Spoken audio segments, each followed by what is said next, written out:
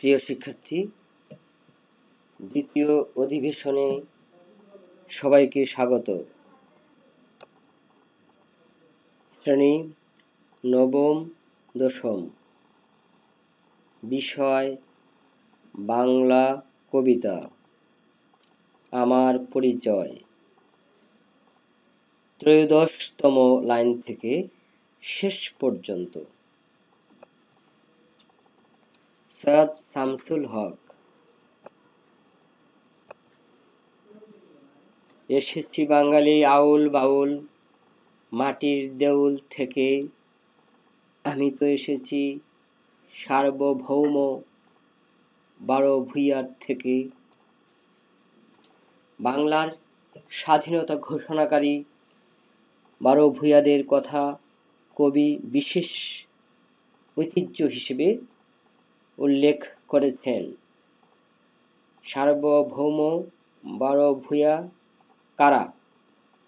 বাংলায় পাঠান কররানী বংশের রাজত্ব দুর্বল হয়ে পড়লে খুলনা, বরিশাল, সোনারগাঁ, ময়মনসিংহ ও শ্রীহট্টে স্বাধীন জমিদারদের উত্থান ঘটে।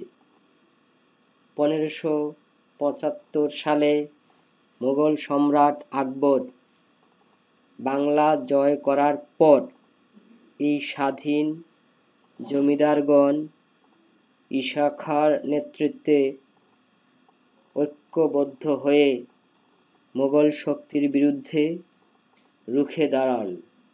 ইতিহাসে এরাই 12 ভূঁইয়া নামে পরিচিত। এরা হলেন ঈসা খাঁ, চাঁদ রায়, কেদার রায়, লক্ষণ মাণিক্য প্রমুখ।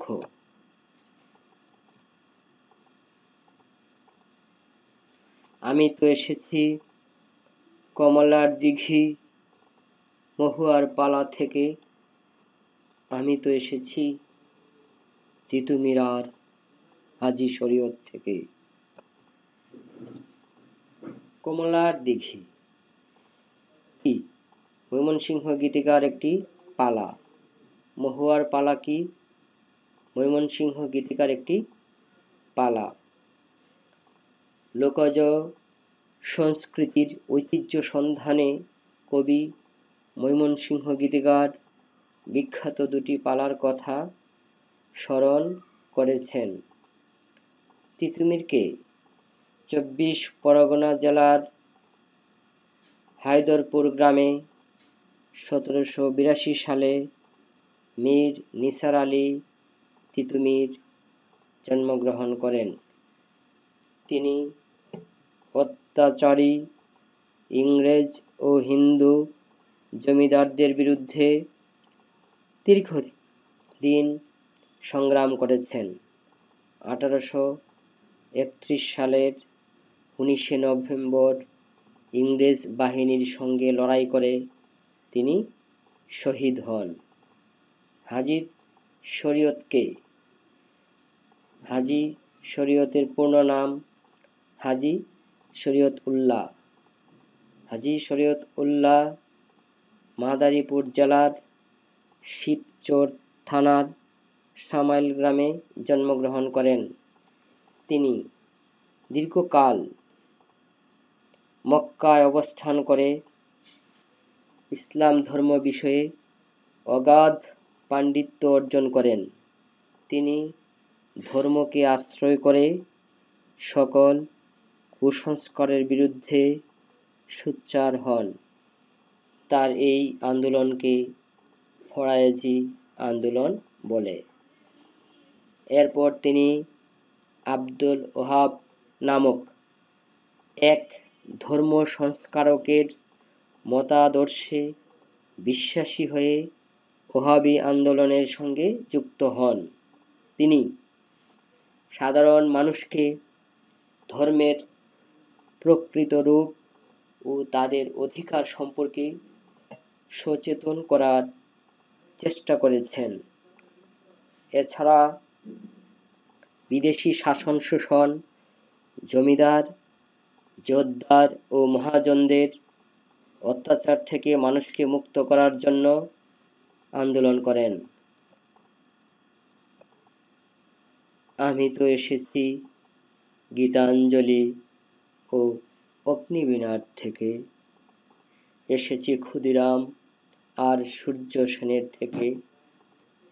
গীতাঞ্জলি ও অগ্নিবীণা বাংলা সাহিত্যের দুটি অসামান্য কীর্তি।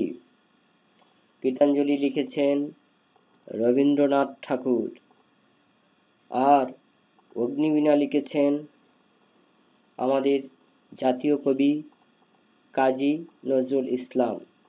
কবি ইতিহাস, ঐতিহ্য ও ভূগোল থেকেই শুধু তার আগমনের বার্তা শোনেননি, তিনি সাহিত্যের মধ্য দিয়েও নিজের জাতিসত্তার অধিকারকে স্পষ্ট করেছেন। ক্ষুদিরাম কে? ক্ষুদিরাম বসু মেদিনীপুর জেলার মৌবনী গ্রামে জন্মগ্রহণ করেন। শৈশব থেকেই ব্রিটিশ বিরোধী আন্দোলনের সঙ্গে জড়িত ছিলেন। অত্যাচারী ম্যাজিস্ট্রেট কিংসফোর্ডকে হত্যা করতে গিয়ে ভুলবশত 2 জন ইংরেজ মহিলাকে হত্যা করেন। 1908 সালের 11ই আগস্ট এই মহান বিপ্লবীর ফাঁসির আদেশ কার্যকর হয়। সূর্য সেন কে? মাস্টারদা সূর্য সেন চট্টগ্রাম জেলার রাউজান থানার নোয়াপাড়া গ্রামে জন্মগ্রহণ করেন। আজীবন তিনি ব্রিটিশদের বিরুদ্ধে সশস্ত্র যুদ্ধে নিয়োজিত ছিলেন। 1930 সালে তিনি চট্টগ্রামকে ইংরেজ মুক্ত করে স্বাধীনতা ঘোষণা করেন, কিন্তু বেশি দিন তা রক্ষা করতে পারেননি। 1934 সালের 12ই জানুয়ারি তার ফাঁসি হয়। বিপ্লবী ক্ষুদিরাম ও সূর্য সেনের অস্তিত্ব থেকে কবি তার আবির্ভাব ঘোষণা করেছেন, কেননা তার রক্তে রয়েছে বিপ্লবের চেতনা। এসেছি বাঙালি জয়নুল আর পবন ঠাকুর থেকে, এসেছি বাঙালি রাষ্ট্রভাষার লাল রাজপথ থেকে। জয়নুল আবেদিন কে?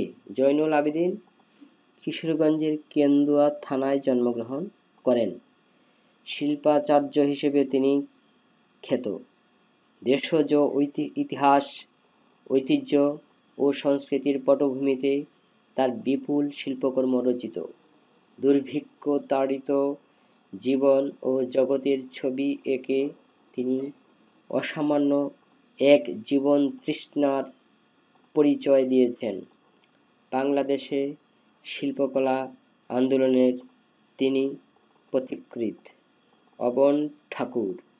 অবনীন্দ্রনাথ ঠাকুর কলকাতার জোড়াসাঁকোর ঠাকুর পরিবারে জন্মগ্রহণ করেন। তিনি রবীন্দ্রনাথ ঠাকুরের ছোট ভাই। তিনি বিখ্যাত চিত্রশিল্পী, তবে শিশু সাহিত্যিক হিসেবেও তিনি অসাধারণ প্রতিভার পরিচয় দিয়েছেন। রাষ্ট্রভাষার লাল রাজপথ।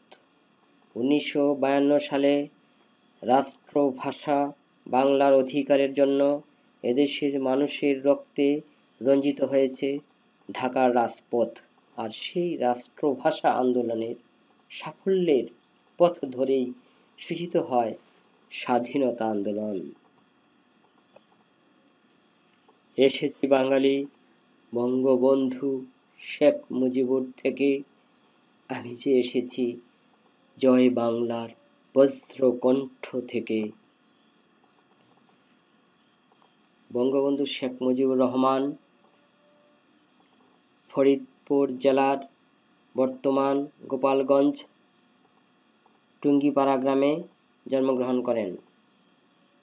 বাঙালি জাতির তিনি অবিসংবাদিত নেতা, জাতির পিতা।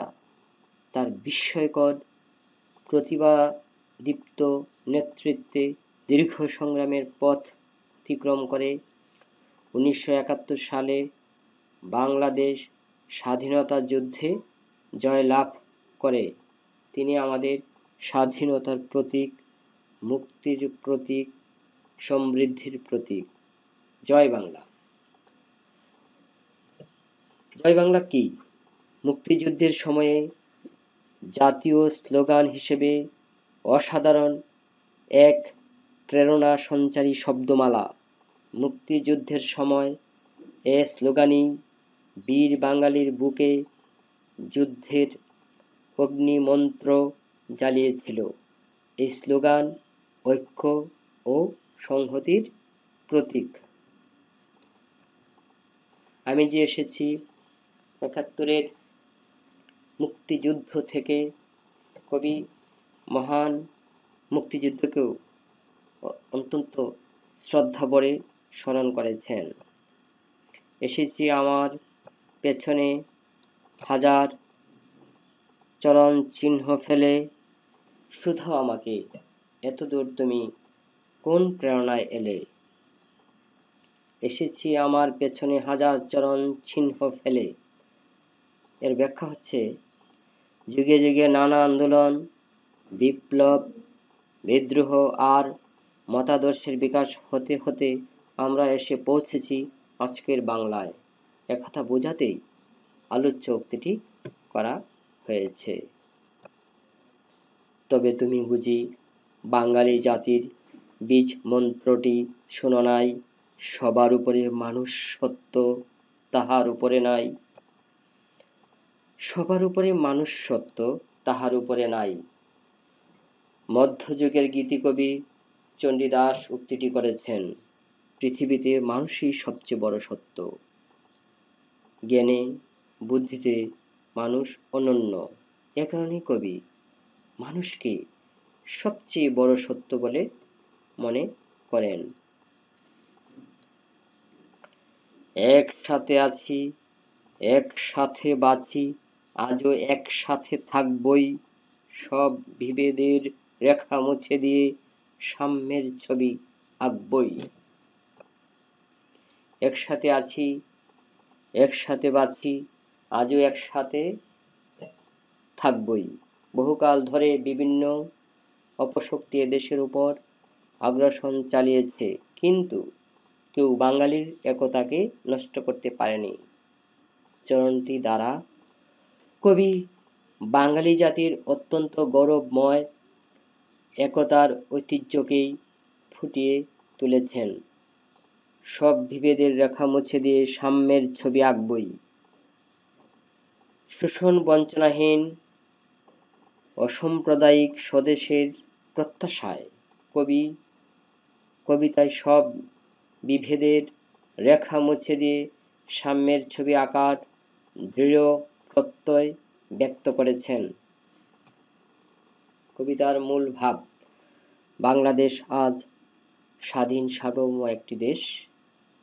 আত্মমর্যাদা বোধ সম্পন্ন এই স্বাধীন সার্বভৌম রাষ্ট্র ও জাতিসত্তা প্রতিষ্ঠার পশ্চাতে আছে সমৃদ্ধ এক ইতিহাস।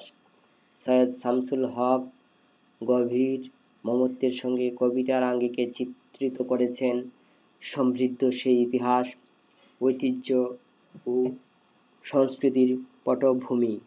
সহজিয়াপন্থী বৌদ্ধ কবিদের সৃষ্ট চর্যাপদের মধ্যে বাঙালি জাতিসত্তার যে অসাম্প্রদায়িক জীবনবোধের পরিচয় মুদ্রিত হয়ে আছে। যুগে যুগে নানা আন্দোলন, বিপ্লব, বিদ্রোহ আর মতাদর্শের বিকাশ হতে হতে আমরা এসে পৌঁছেছি আজকের বাংলায়। সৈয়দ শামসুল হক এই বিবর্তনের বিচিত্র বাঁক ও মোড় তাৎপর্যময় করে তুলেছেন। চাঁদ সওদাগরের বাণিজ্য যাত্রা, কৈবর্ত বিদ্রোহ, পাল যুগের চিত্রকলা আন্দোলন, বৌদ্ধবিহারের জ্ঞানচর্চা, ইসলাম ধর্ম ও সাহিত্য সংস্কৃতির বিকাশ, বারো ভূঁইয়াদের উত্থান, ময়মনসিংহ গীতিকার জীবন, তিতুমির আর হাজী শরীয়তের বিদ্রোহ, রবীন্দ্র নজরুলের কালজয়ী সৃষ্টি, ব্রিটিশ বিরোধী আন্দোলন, ভাষা আন্দোলন এবং পরিশেষে বঙ্গবন্ধুর স্বাধীন বাংলাদেশ আমার পরিচয় কবিতার মধ্যে এই বিপুল বাংলাদেশ অনবদ্য রূপ লাভ করেছে। ধন্যবাদ সবাইকে।